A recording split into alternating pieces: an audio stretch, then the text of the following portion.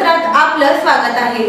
अखिल भारतीय रस्ते वाहतूक कामगार महासंघाच्या शिष्टमंडळाने बुधवार दिनांक 18/12/2024 केंद्रीय परिवहन मंत्री नामदार नितीन गडकरी यांच्या दिल्लीतील शासकीय निवासस्थानी भेट घेऊन विविध मागण्यांचे निवेदन सादर करून समस्यांवर सविस्तर चर्चा करण्यात आली। यावेळी असंघटित रस्ते वाहतूक कामगारांच्या सामाजिक सुरक्षेच्या संदर्भात मंत्री यांनी सकारात्मक प्रतिसाद दिला आणि त्यांच्या राष्ट्रीय विविगिरी श्रम संस्थान सचिवांना याबाबत व्यवस्था करण्यासंबंधीचे निर्देश दिले, अशी माहिती महासंघाचे केंद्रीय समिती सदस्य कॉम्रेड सलीम मुल्ला यांनी दिली। यावेळी सर्व मुद्दे संयमाने ऐकून घेतले। सर्व मुद्द्यांवर सरकारच्या प्रतिसादावर महासंघ लक्ष ठेवणार आहे।